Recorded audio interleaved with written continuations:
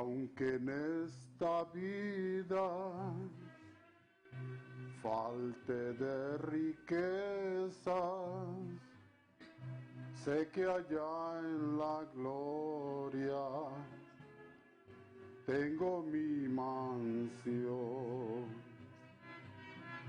Alma tan perdida entre mis pobrezas, de mí Jesucristo tuvo compasión. Más allá del sol, más allá del sol, yo tengo un hogar, hogar, bello hogar, más allá del sol, más allá del sol, más allá del sol, yo tengo un hogar, hogar, bello hogar, más allá del sol.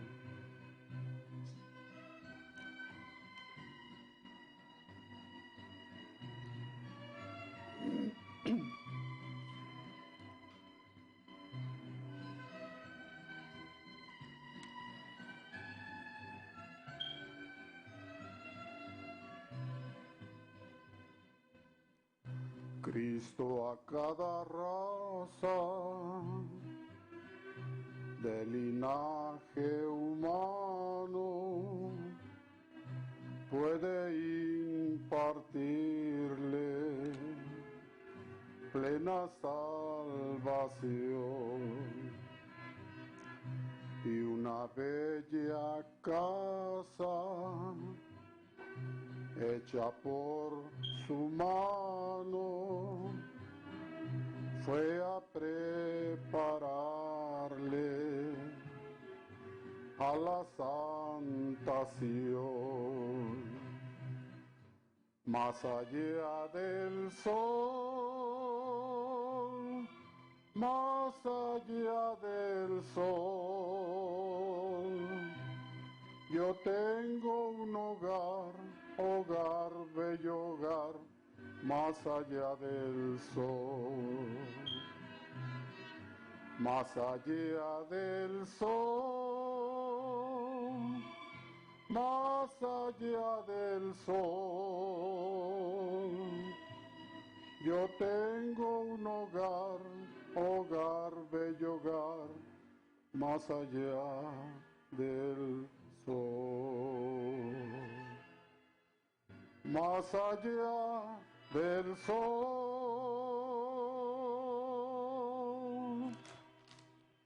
Thank you. Amen. Amen.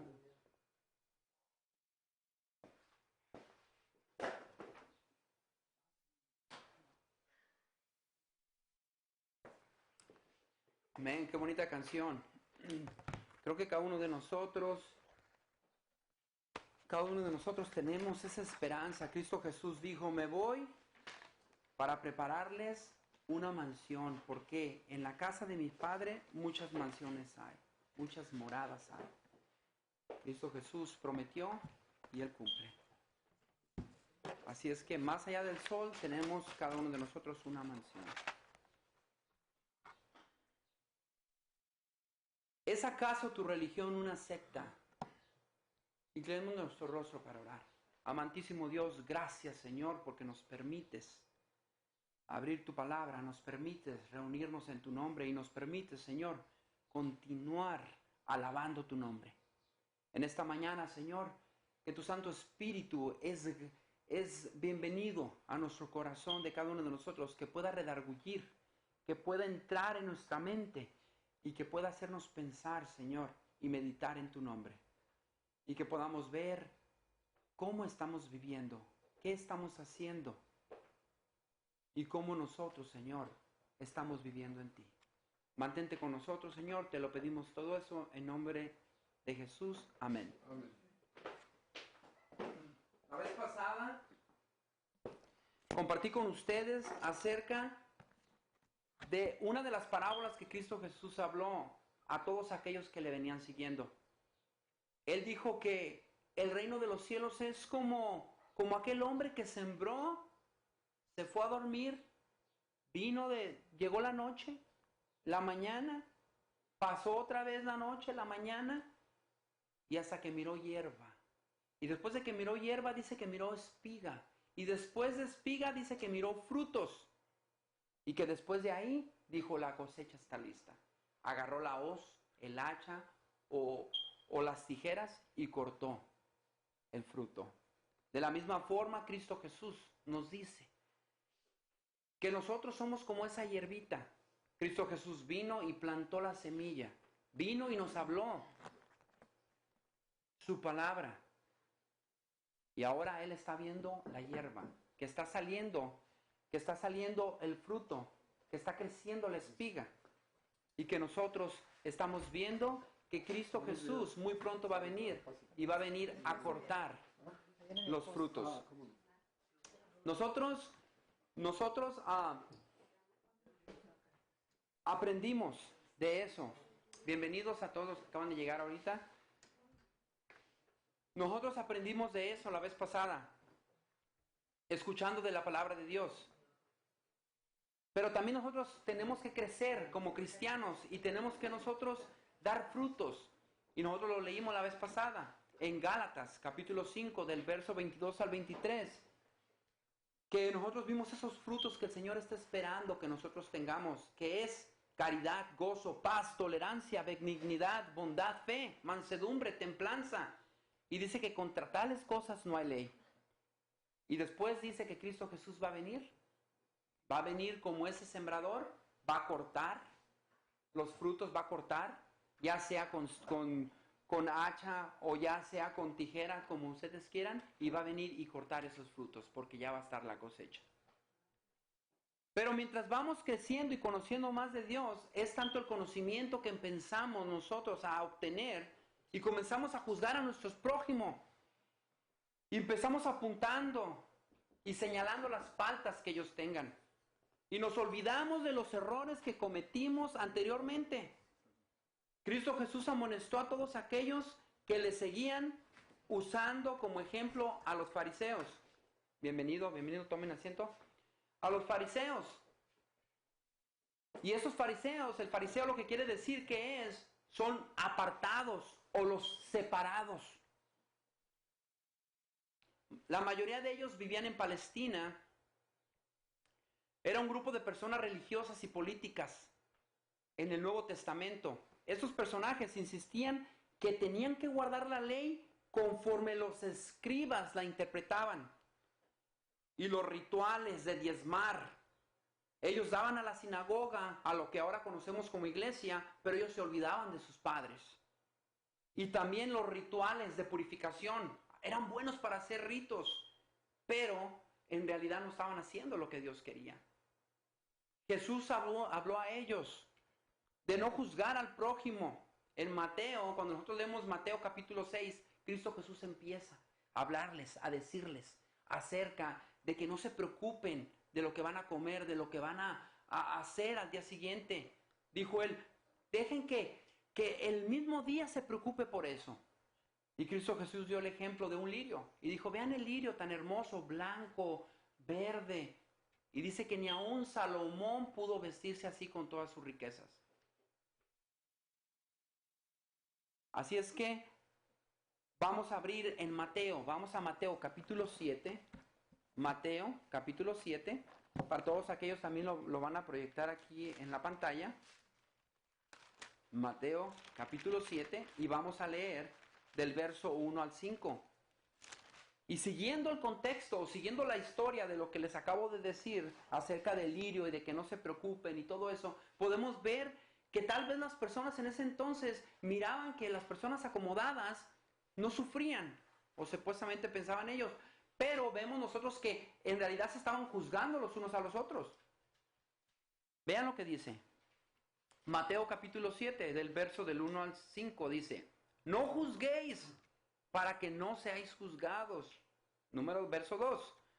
porque con el juicio con que juzgáis seréis juzgados, y con la medida con que medís os serás medido. Verso 3. ¿Y por qué miras la paja que está en el ojo de tu hermano? ¿O por qué miras lo que tiene tu hermano en el ojo? Y no echas de ver la viga o lo que tienes más grande tú en tu propio ojo. Verso 4. ¿O cómo dirás a tu hermano, déjame sacar la paja de tu ojo, o lo que tienes en tu ojo, y he aquí la viga en el ojo tuyo, o he aquí tú tienes algo también en tu ojo?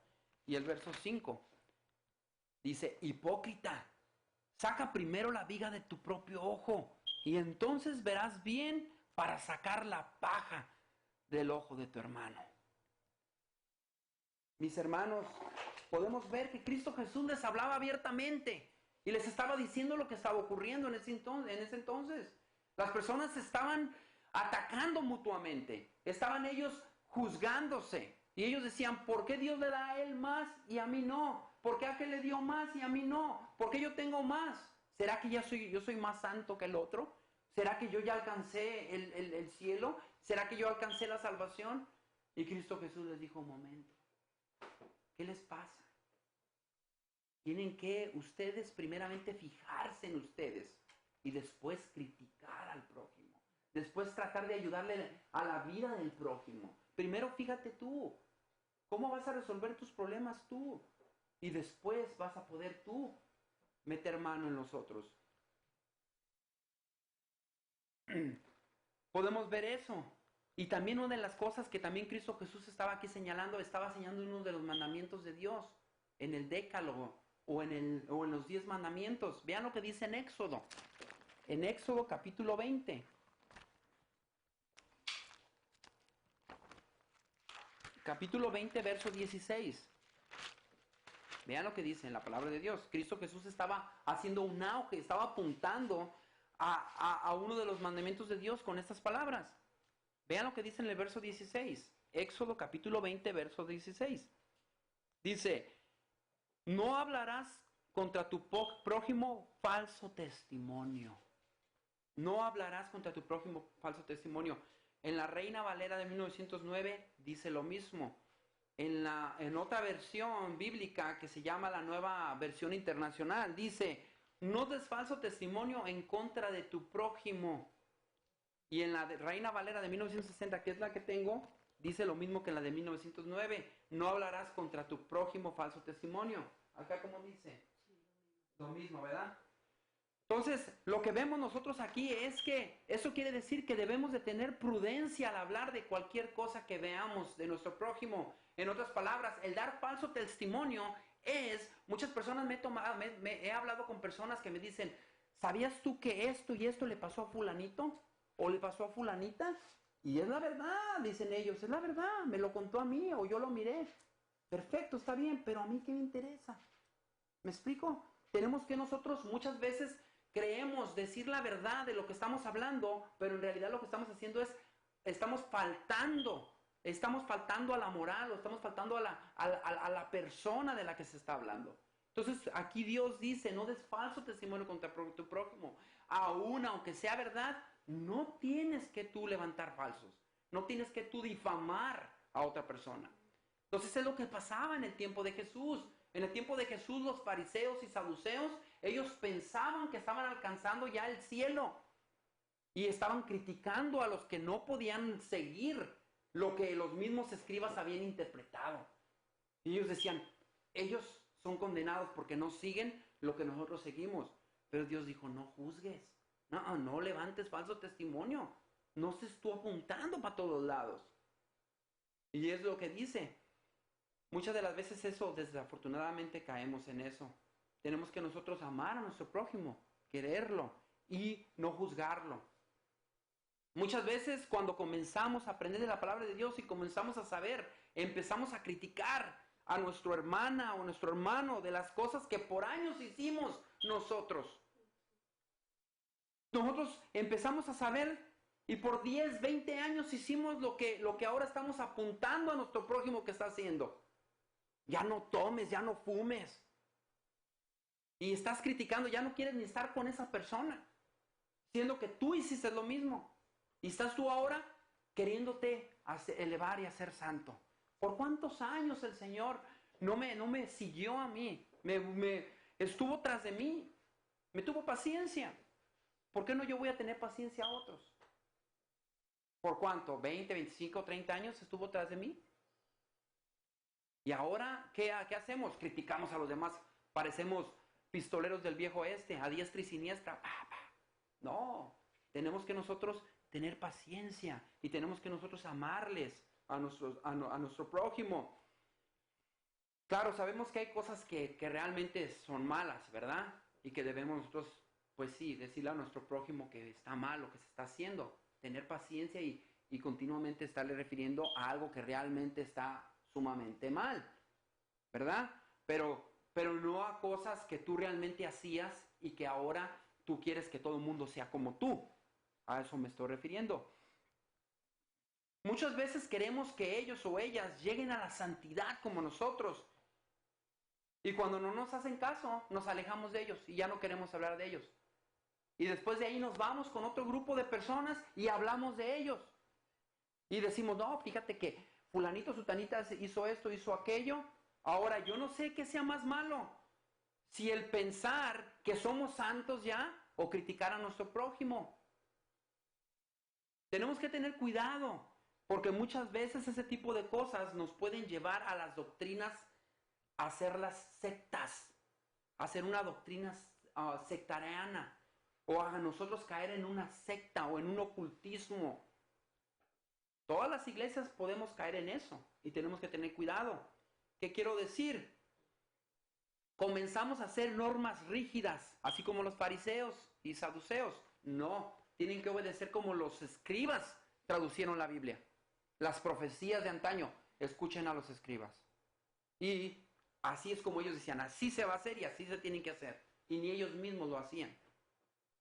Ni ellos mismos ponían cosas pesadas a las personas y ellos no podían ni cargarlas. Y muchas veces así actuamos en ese tiempo. Ponemos cosas tan pesadas a nuestro prójimo que ni nosotros mismos llevamos. Y después los criticamos. Entonces hay muchos nosotros en las iglesias podemos llegar a eso. Creer que nomás nosotros somos. Y nosotros empezamos en la misma iglesia a hacer grupos. Y empezamos nosotros a reunirnos allá criticando al prójimo porque no viste como nosotros, porque no actúa como nosotros, porque no habla como nosotros, porque no come como nosotros, Y ya la otra persona que apenas está llegando a la iglesia se siente como cohibida, se siente como que la están puchando, la están sacando hacia afuera, la están sacando de la iglesia. Y sin darnos cuenta llegamos a eso y no nos damos cuenta del fruto del Espíritu que ya les dije en Gálatas, capítulo 5, versos 22 y 23, que es tolerancia, benignidad, bondad, mansedumbre. Nos olvidamos de eso. Saben que todas las denominaciones podemos llegar a ese punto. Les voy a dar unos ejemplos. Recuerden que el tema de hoy se llama ¿es acaso tu religión una secta? ¿Okay? Vean, les voy a dar unos ejemplos. Primeramente les voy a decir qué significa secta. ¿Ok? En inglés es occult. Quiere decir secreto o escondido.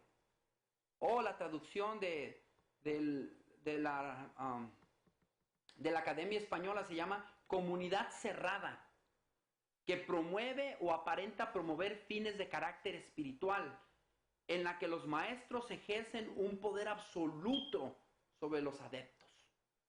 Eso es una secta.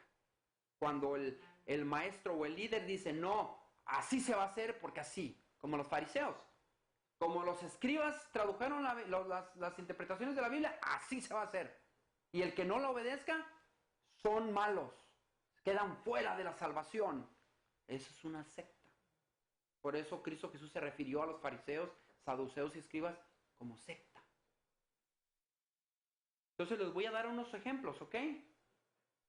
No voy a decir nombres de las iglesias, de las denominaciones, pero muchos caemos. Y nomás son unos puntos pequeños, ¿ok? Pero hay puntos más grandes, ¿ok? Nomás les voy a dar unos puntos. El número uno. Grupo de personas que tocan a las puertas cada semana y dicen que solo los 144,000 que pertenecen a su denominación pueden participar en la Santa Cena o comunión, en el partimiento de pan. ¿Ok? Pero cuando la Biblia dice que hagamos eso en memoria de mí, dijo Jesucristo, 1 Corintios 11:25. Cristo Jesús dijo, la comunión es para todos, es abierta. Partamos el pan, lo comamos y después tomemos el jugo de uva, que en el Antiguo Testamento y en el Viejo Testamento hay una división, el jugo de uva fermentado y el jugo de uva normal. ¿Ok? Entonces, bíblicamente es abierto, pero este grupo de personas dice que no, que solo los 144,000 de su denominación, ellos van a ser salvos y nomás pueden participar de eso. Número 2, otro grupo dice que si no hablas en lenguas, no has nacido de nuevo, no has sido bautizado del Espíritu, lo que quiere decir que no has recibido al Señor. Si tú no hablas en lenguas, no has recibido al Señor, entonces no eres salvo. Es lo que dice este grupo de personas. Eso quiere decir que cuando tú te mueras, como no has recibido al Señor, tú no vas a morir en Cristo. Y la palabra de Dios nos dice que todo aquel que muere en Cristo va a oír la voz de Cristo cuando Él venga en las nubes del cielo y van a resucitar. Dice que todas las partículas que se volvieron al polvo van a regresar a ti y el soplo de vida te lo va a volver a dar y vas a volver a vivir. Tu pensamiento que tenías antes lo vas a volver a retener. Es por eso que tenemos que nosotros entrar en una santificación. La santificación es llegar a Dios diariamente y decir, Señor, cometí estos pecados, cometí esto, perdóname, ya no quiero volver a hacerlos. Y al día siguiente haces otro tipo de cosas y llega, Señor, ya no hice lo que te dije ayer, pero ahora hice otras cosas malas. Y al día siguiente, ya no hice aquello, no hice esto, pero ahora hice esto. Eso es una santificación continua. Es entre tú y Dios, entre tú y Dios, entre tú y Dios.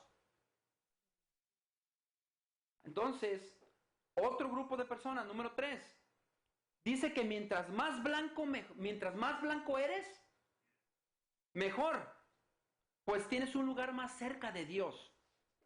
Y ellos dicen que la marca de Caín, porque acuérdense que cuando Caín mató a Abel, él se fue de con Adán y Eva, y Dios le puso una marca en su frente. Pero se la puso para que no le matasen. Pues estas personas dicen que esa marca es el color. Las personas que no son de su color de ellos, tienen la marca de Caín. Entonces ellos no pueden estar más cerca de Dios. Cuando en la palabra de Dios dice en Hechos 17:26, que de una sola sangre hizo todas las naciones y humanos. Entonces ellos, ¿qué están haciendo? Están haciendo su doctrina una secta. Si no lo haces, si no eres así, no lo vas a hacer. Y empiezan a poner rangos. Mientras más blanco eres, estás acá. Después sigues aquí. Y después ahí vas para abajo. ¿Verdad? Si yo estuviera en eso, yo creo que fuera el último. Número 4. Otro grupo dice que una vez que aceptas a Jesús eres salvo. Y no importa que peques. O sea, todos pecamos diariamente, ¿ok? Pero ellos dicen, no importa que peques abiertamente, no hay problema. Tú peca, ya eres salvo, aceptaste a Cristo Jesús. Gloria a Dios, hermano. Peca, tú no le haces. Con la sangre de Cristo te salva. La sangre de Cristo nos salva, pero lo están tomando de otra manera. Cuando la palabra de Dios dice en Ezequiel 18, 20 al 28, dice que el alma que pecare, o sea, la persona que pecare, esa morirá. Y si el justo se apartare de justicia, ciertamente morirá. Y en Hebreos 10, 26, que es en el Nuevo Testamento, hay personas que no quieren oír el Viejo Testamento. Bueno, pues el Nuevo Testamento dice que si voluntariamente pecas, ya no tienes ya no hay intercesión entre tú y Dios. Entonces en sí, no debemos de pecar. Tenemos que entonces acercarnos al Señor para decirle que nos ayude, porque es un poquito difícil, pero Él nos ayuda. Número 5. Otro grupo dice que debemos de hacer lo que el Espíritu nos guía a hacer, pero a su conveniencia. Porque ellos dicen, no, ¿sabes qué, hermano? Ya los mandamientos de Dios ya no existen. Solamente hay que obedecer.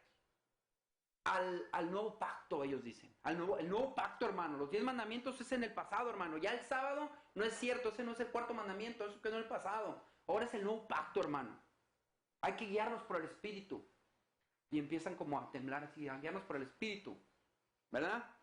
Pero vean lo que dice la palabra de Dios en Hebreos 8, 7 al 13, Hebreos 10 del 16 al 17, en Hebreos 12, 24, dice que el nuevo pacto es el que Dios va a hacer con nosotros, escribiéndonos con su dedo. Así como Él escribió en las tablas de los 10 mandamientos con su dedo, los 10 mandamientos, incluyendo el sábado, el séptimo día, que es el cuarto mandamiento. Acuérdate del sábado para santificarlo.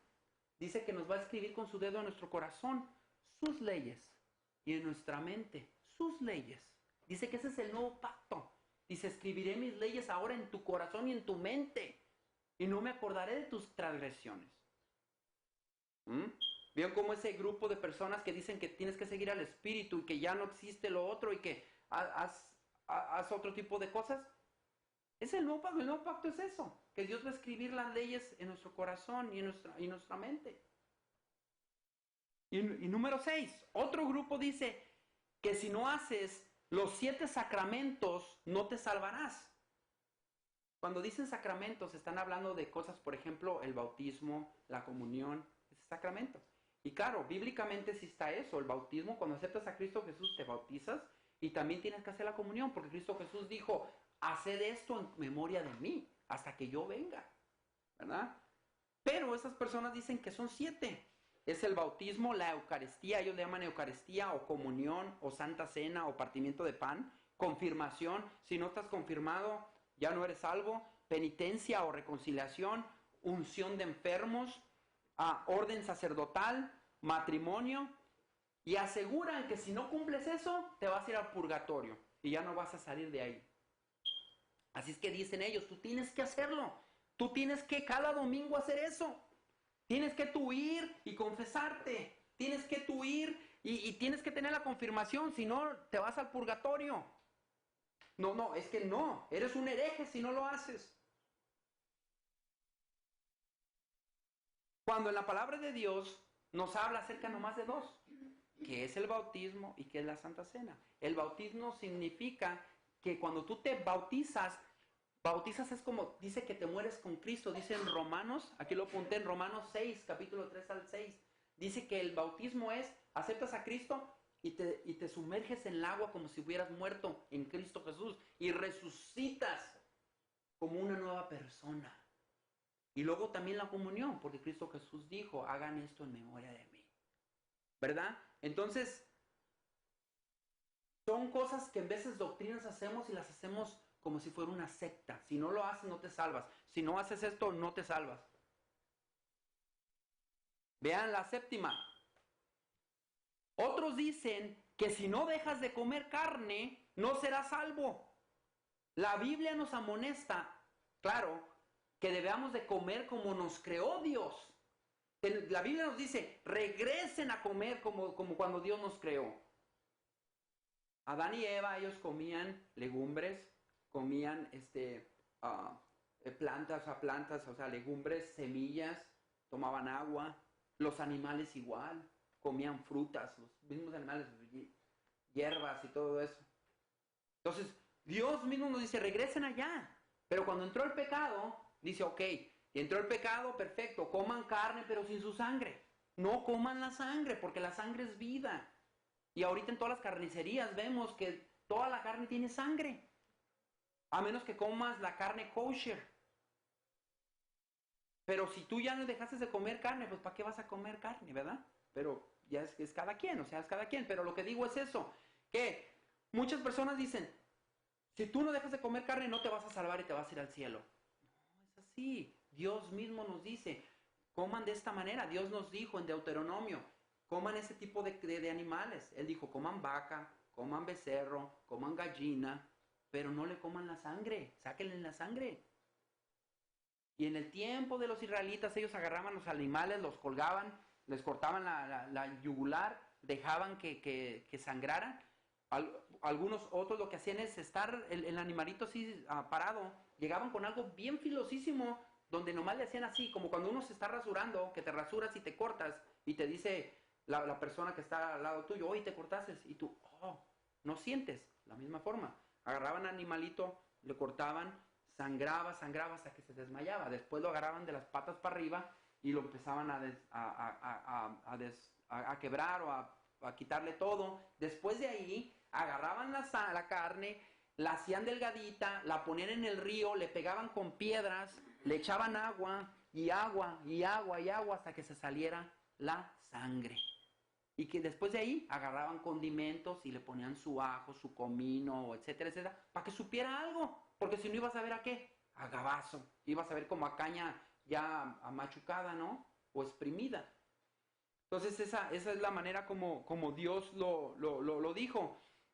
Y lo que Dios quiere es que nuestra mente esté limpia, esté bien, para que podamos nosotros recibir las bendiciones. Imagínense que podamos nosotros llegar a los 60, 70, 80 años y que estemos sanos, ¿no? Que no tengamos colesterol, que no tengamos diabetes, que no tengamos nada de ese tipo de cosas. Qué bonito sería, ¿no? Recibir las bendiciones del Señor, buen y sano, sin tener que estar en el hospital.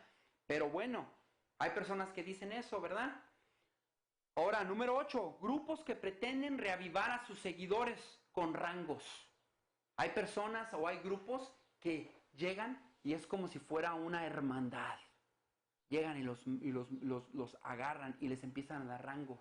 Cuando ellos te dicen, si tú lees este libro, llegas a este rango y te vamos a dar a otro libro y te vamos a dar a otro libro. Y supuestamente los van llevando en rangos hasta llegar a un rango alto. Y después de ahí terminan haciendo lo que el líder les dice. Los manipulan psicológicamente.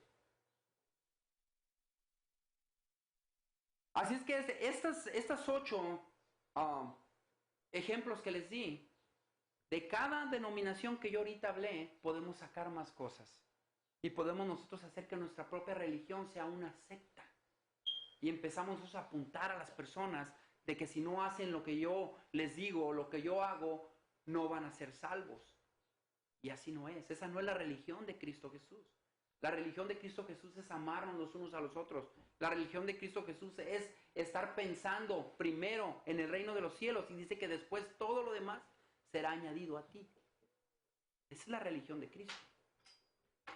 Muchas denominaciones o grupos religiosos han terminado asesinando a sus propios miembros de la iglesia, a sus propios miembros de su congregación. Por ejemplo, sucedió algo, un hombre que se llama Jim Jones, que murió donde se llama Johnstown en 1978. 900 personas murieron. Él dijo que iba a venir que iba a venir una bomba atómica y que nomás aquí cerca de California no iba a afectar. Y él agarró a 900 personas seguidores. Él era un religioso y político y lo único que pasó fue que al final se mató con todos. Todos se suicidaron. Llevar tan así ese tipo de doctrinas te llevan a eso. Ya no estás profesando a Cristo Jesús, ahora ya estás profesando un liderazgo, ya te vuelves un Hitler, un fanatismo. Eso fue lo que pasó. Otro caso también que pasó en Texas, de David Koresh. Este hombre creció en una iglesia adventista. Lo que yo soy adventista. Pero después de ahí él, escuchando el espíritu de profecía, él dijo, no, el espíritu de profecía tiene que seguir. Y él agarró a David, a un hombre que se llama David, de los davidianos. Y él dijo que David, en 1918, él siguió lo del espíritu de profecía. Y él agarró los libros y empezó a leerlos. Se convirtió davidiano. Se le llaman davidianos. Es una secta. Entonces ya ahora ya dejó el adventismo a un lado y ahora se volvió davidiano, ¿verdad? Pero las personas que ven esta historia dicen, tú eras como ese. No. Él se fue por otro lado. Y después de ahí lo que hizo fue él empezó a tener muchísimas personas ahí en Waco, Texas, y empezó a tener desde mujeres hasta niñas, hasta como si fuera un village o una villa, ¿verdad? Y hasta que llegó el FBI,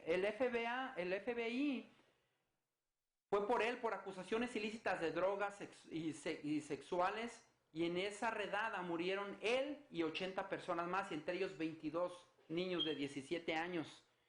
Este hombre lo que hizo fue fortalecerse en lo que Galatas 5, 19 y 21 dicen, que son borracheras, pleitos, homicidios, orgías, etc. Y eso es lo que fortalece a tu cuerpo. Pero los frutos del Espíritu es lo que fortalece a tu espíritu, que es mansedumbre, bondad, fe, amor. Son dos cosas diferentes. O sea que podemos ver o caer en un círculo que nos lleve a convertirnos en individuos o en sectarismos religiosos, lo cual nos puede alejar de las demás personas mirándolas como pecadoras. Hacemos nuestro propio tipo de villa y decir, ¿sabes qué? Nos alejamos del mundo, nosotros somos los santos, esos son los pecadores. Mira nomás todo lo que hacen malo. Nos vamos a tener que huir lejos, allá en una montaña, en una cueva nos metemos y nos paratepetamos y somos salvos. No, Cristo Jesús no quiere eso. Cristo Jesús quiere diversidad, quiere que prediquemos las buenas nuevas a todos, para que Cristo Jesús venga por segunda vez. Vean lo que dice para terminar. Vamos a Mateo. Mateo capítulo 23. En Mateo capítulo 23. Y vamos a leer del 1 al 4.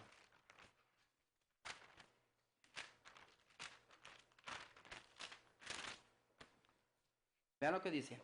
Entonces habló Jesús a la gente y a sus discípulos diciendo, en la cátedra de Moisés se sientan los escribas y los fariseos. La cátedra eran lo que se hablaba en las sinagogas. Agarraban los rollos de la ley o del Pentateuco, o los 5 libros de Moisés, los abrían y los leían. Entonces él por eso dijo esto Jesús. En la cátedra de Moisés se sientan los escribas y los fariseos. Así que todos lo que os digan que guardéis, guardadlo y hacedlo. O sea que, en otras palabras, ellos leían y decían, miren, en la palabra de Dios dice un ejemplo, que debes de hacer esto y esto no lo debes de hacer. Entonces Jesús dijo, ya, está bien, háganlo, porque dice en la Biblia, está bien. Pero, vean, lo que está mal. Mas no hagáis conforme a sus obras, porque dicen y no hacen. O sea que en otras palabras lo que hacían eran, ¿saben qué? Hay que seguir lo que los escribas dicen, como tradujeron los escritos de Moisés. Ellos agarraban lo que Moisés decía, miren, lo que Moisés dijo es esto, y los escribas llegaban y decían, eso quiere decir esto, esto y esto y esto. Y las personas, ok. Y los fariseos, pero ni lo hacían, porque ellos interpretaban la Biblia a como les convenía. Entonces Cristo Jesús dijo, no, así no lo hagan. No lo hagan así. Y vean lo que sigue diciendo. Porque atan cargas pesadas y difíciles de llevar y las ponen sobre los hombros de los hombres, pero ellos ni con un dedo quieren moverlas. Verso 5. Dice, antes hacen todas estas cosas para ser vistos por los hombres, pues ensanchan sus filacterias y extienden los flecos de sus mantos. O sea que se quieren vestir bien y hasta movían así sus mantos, los movían como diciendo, mira la tela que yo traigo. Después vean lo que sigue diciendo. Y aman los primeros asientos en las cenas y las primeras sillas en las sinagogas y las salutaciones en las plazas y que los hombres los llamen rabí, rabí, o sea, maestro, maestro. Y vean lo que dice en el verso 13 al 17. Mas ay de vosotros, escribas y fariseos, dijo Cristo Jesús. Lo pueden seguir leyendo desde donde me quedé para que vean todo lo que más dice Jesús. Pero vean lo que dice en el verso 13. Mas ay de vosotros, escribas y fariseos, hipócritas, porque cerráis el reino de los cielos delante de los hombres, pues no entráis vosotros, o sea, no entráis ni ustedes, ni dejáis entrar a los que están entrando. ¿Por qué? Porque se ponen y dicen, no, los escribas dicen que lo hagamos así, ustedes no lo están haciendo, fuera. Después vean lo que dice en el verso 14. Ay de vosotros, una vez más vuelve a decir otro ay, el Señor Jesús. Escribas y fariseos, hipócritas, porque devoráis las casas de las viudas y como pretexto hacéis largas oraciones, porque esto recibiréis mayor condenación. O sea que ellos se ponían palabras en sus bocas para que las personas dijeran, wow, mira qué santo este hombre es. Verso 15, ay de vosotros escribas y fariseos, hipócritas, porque recorréis mar y tierra para hacer un prosélito, y una vez hecho, le hacéis 2 veces más hijo del infierno que vosotros. O sea que andan buscando a ver quién es discípulo, pero le enseñan cosas que realmente no están escritas en la Biblia. Número 16. Hay de vosotros guías de ciegos que decís, si alguno jura por el templo no es nada, pero si algo jura por el oro del templo es deudor. Y el 17. Insensatos y ciegos, ¿por qué? ¿Cuál es mayor, el oro o el templo que éste santifica el oro? O sea, ahí les dio un ejemplo. En otras palabras, ¿qué es más santo? ¿El oro o el templo? Si el templo santifica el oro. Y la persona decía, no, si tú juras por el templo es malo. Y él decía, Cristo Jesús les hizo ver, ¿qué es más? Si dice la palabra de Dios, donde 2 o 3 están reunidos, Cristo Jesús está en medio. ¿Qué es más santo, donde Cristo Jesús está o los zapatos que tenemos afuera? Donde estaba Cristo Jesús. Eso fue lo que les dio a entender a estos hombres. Así es que tenemos que nosotros cuidar y mirar primeramente y tener convicción de lo que creemos. Tenemos que tener convicción, y convicción es creer y leer en la Biblia de lo que nosotros estamos seguros que la Biblia dice o lo que Dios dijo. Porque si no, entonces vamos a tener que nosotros vamos a enseñar cosas que realmente no están en la Biblia. Vamos a enseñar cosas que salen de nuestra mente y de nuestras propias intenciones que queremos lograr. Y nosotros debemos de enseñar y enseñarnos a nosotros mismos. En conclusión, mientras vamos aprendiendo, debemos aprender de Jesús, y el Espíritu Santo nos mostrará poco a poco reflejar a Jesús donde quiera que vayamos. Cristo Jesús tiene que verse en tu vida, en mi vida. Si vamos a la tienda, si vamos al mall, si vamos con los vecinos, la gente tiene que ver que tú eres cristiano. La gente tiene que ver hasta el modo de caminar que tú eres cristiano. Hasta si la persona habla contigo, tiene que ver que tú eres cristiano. Se tiene que ver a leguas que eres cristiano. Porque por eso estás tú, por eso nos llamamos cristianos.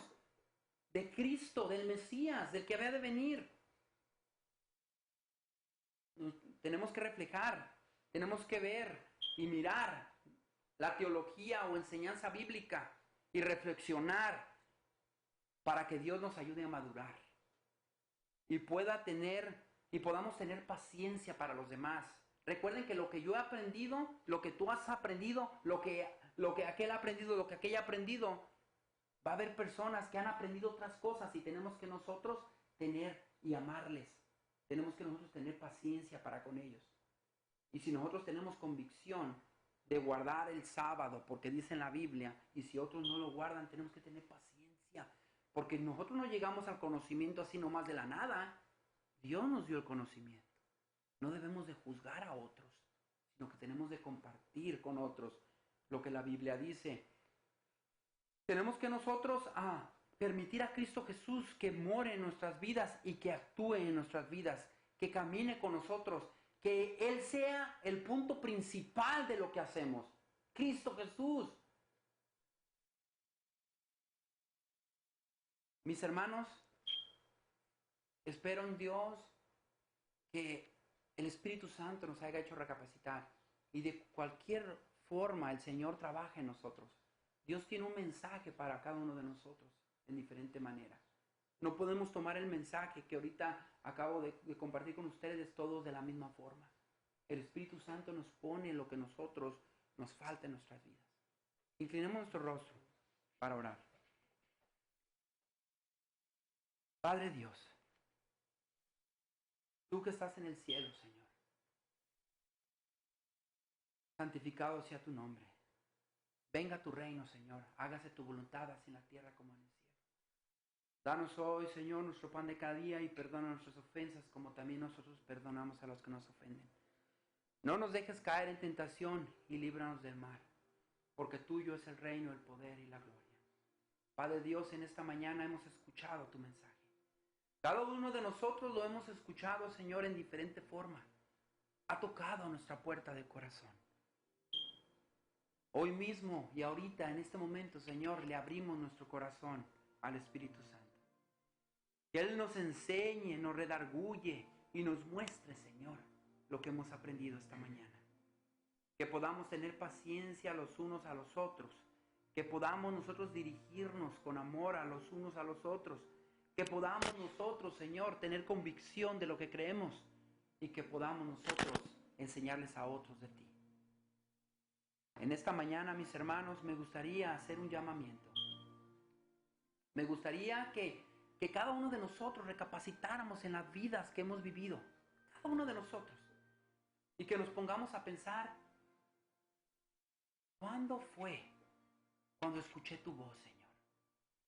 ¿Cuándo fue cuando tú me dijiste, ¿sabes qué? Ven a mí. ¿Cuándo fue cuando nosotros vimos a Cristo Jesús con las manos abiertas diciéndonos, ven, hijo mío, te he estado esperando por años, por 10, 15, 20, 30, 40 años te he estado esperando. Y ahora has venido a mí, Señor. A mi vida has entrado. Y nosotros replicamos y decimos, Señor, ahora vengo a ti. Ahora vengo a ti, cabizbajo, Señor, y herido. ¿Cuántos de nosotros en esta hora nos gustaría decirle, sí, Señor, vengo a ti? He venido a ti esta mañana y yo quiero tener comunión contigo. Porque tú eres mi Dios, tú eres mi Salvador, tú eres el que me das vida, tú eres el que me das de comer, tú eres el que me das trabajo, tú eres, Señor, tú lo eres todo. ¿Cuántos en esta hora les gustaría decir, sí, yo soy esa persona? ¿Cuántos de nosotros nos gustaría pedir a Dios por sabiduría y prudencia? Sabiduría en saber dirigirnos a otros y prudencia el saber hablar. El saber no levantar falso testimonio contra nuestro prójimo, sabiendo que es verdad, pero debemos de callarnos. No debemos nosotros de compartir cosas que no nos pertenecen. Tenemos que tener prudencia. Tenemos que ser sabios y no levantar falso testimonio contra nuestro prójimo. Y el último llamamiento. ¿Cuántos de nosotros nos gustaría identificar y decir, sí, Señor, quiero meditar en ti? Quiero agarrar lo que he aprendido y ponerlo en práctica. Si eres tú de esos tres en esta mañana, me gustaría orar contigo, que te pusieras de pie.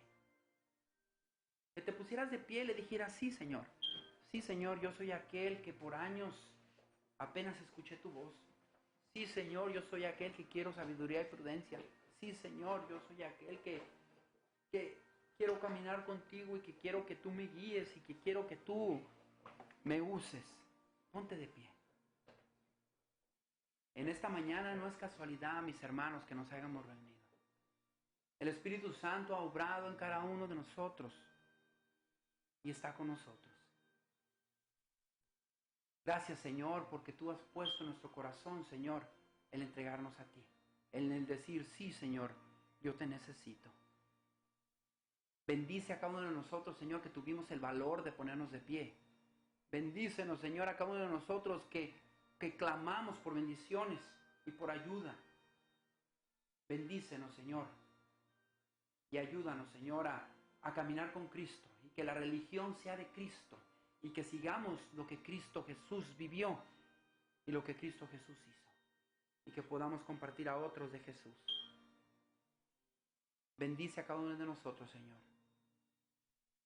Te pedimos todo eso en nombre precioso de Jesús. Amén.